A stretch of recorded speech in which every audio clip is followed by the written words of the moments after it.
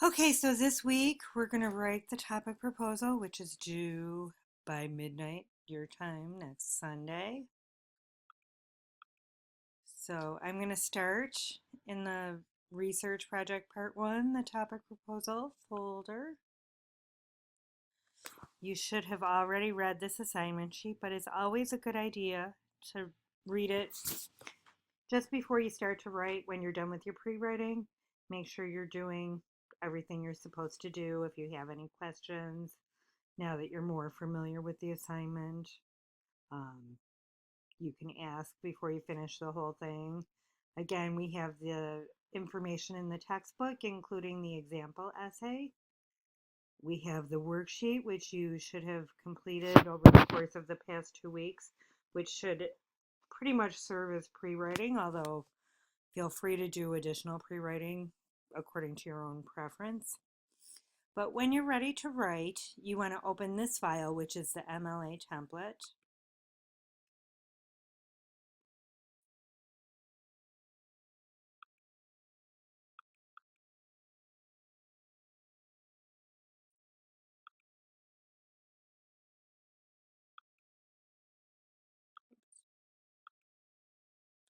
So here's what the blank one looks like.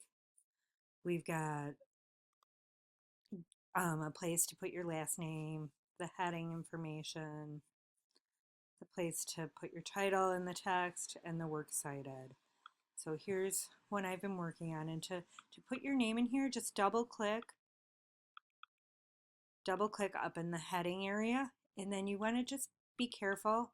Highlight your last name and not the page number, because if you leave the page number alone, it'll automatically number your pages. You don't want to wipe that out. If you accidentally do, then just undo, go up here, undo typing. If you are struggling with that, it's not that big a deal, but it's nice if you can work the template properly.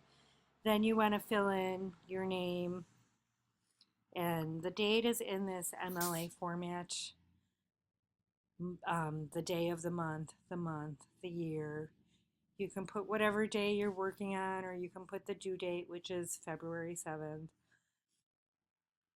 And then the thing you want to start with is a title. And when you title an essay, you should give the reader a good idea of what it's about and include information on your position. You're going to see as you do more research on your topic that it's really helpful if the title makes it clear what specific aspect of the issue the writer is covering and what their general position is. If you're writing in favor of something, you don't want to read 30 articles taking on the other side. You want to read a few, but you need more that are on your side. So help your reader out by letting them know what your position is. Words like should, excuse me, can really help with that. Okay, so one of the 4 requirements in the paper is a concise discussion of the issue. So mine is based on my article from Opposing Viewpoints in Context. Now, I'm not just copying information from here and pasting it in. I've read this, I've understood it, I've made notes, and then I'm going to write. But you still should cite. So always go to the citation tools, make sure you're in MLA, copy that citation, and then if you paste it onto the works cited page and click this match destination formatting, and then you just want to look it over, check out your green things. I could probably capitalize the B here.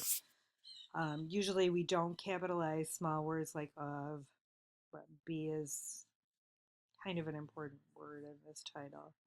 And then database titles like Opposing Viewpoints should be in italics. Magazine or journal names like Organ Donation, The Atlantic should be in italics. So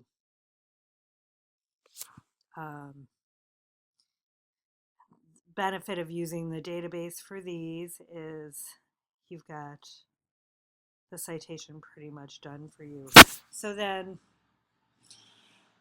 when you're deciding where to put your citation, if you've summarized a paragraph or so based on information from your source, you can put it at the end of that paragraph. Especially in a topic proposal, that's okay. We're going to talk about more sophisticated ways to work in citations later on.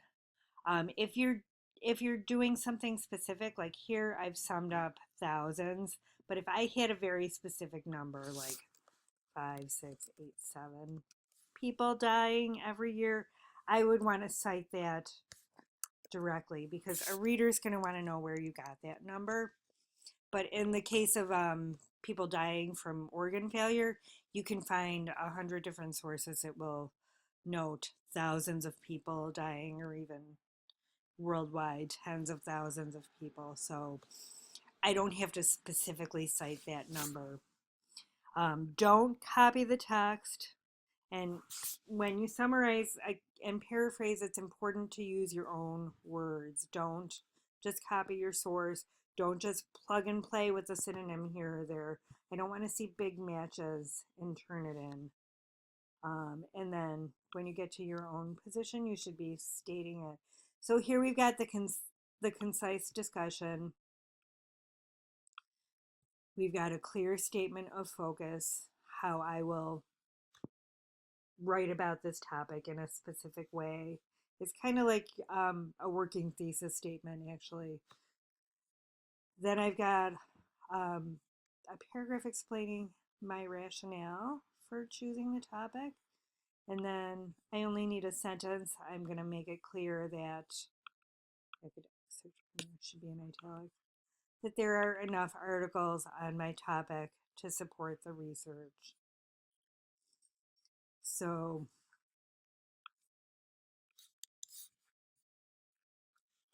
if you're using a source that is not from the database and you need help with that citation, let me know. I'll be happy to help you. But essentially, your topic proposal should be about a page long. I could probably edit this down. 1 to 2 pages is perfectly fine. I don't want to see 5 or 6 sources here.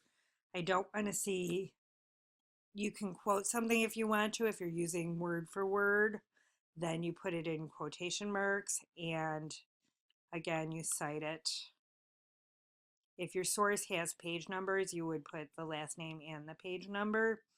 If your source doesn't have an author's name and is just a title, then you would put, in this case, I might do the first 2 words, the selling. You don't need to put the whole title, but then that would be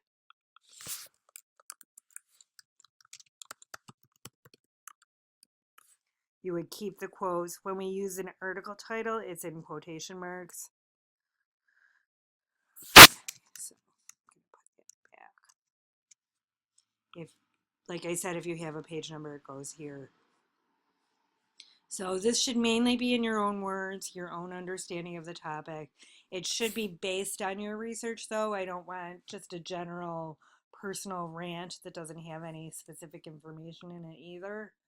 So you need to kind of balance that line, and then you need to save your file.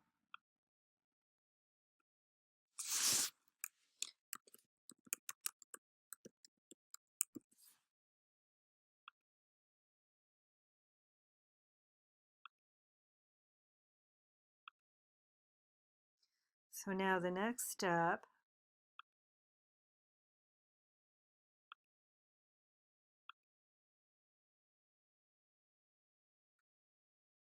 is to upload to Turnitin. So I might have done that a little fast. So you're coming to the Turnitin Dropbox. You hit on View Complete. And you have to read these terms and accept them. Essentially, you're giving Turnitin the right to use your paper in their database. So when I'm ready, I'm going to hit submit. This will be here. And I'm just going to put Zupa topic proposal. And then look at all these options. So I'm going to go to where I've saved the file.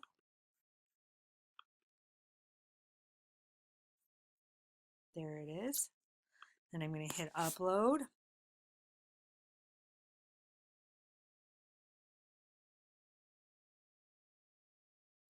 So like I can see, I can look at, make sure I've uploaded the right file.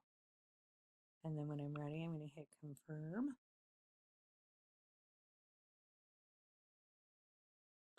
I'm going to get a little receipt here. I can even go to view.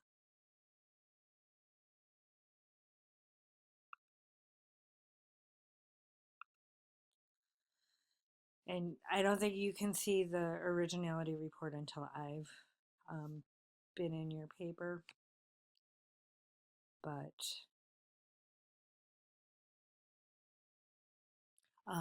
anyway, so you can make sure that your paper is uploaded properly. 7% match.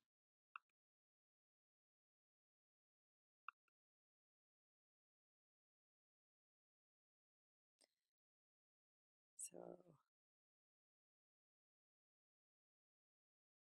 got some matching with the citation, and I don't know, I didn't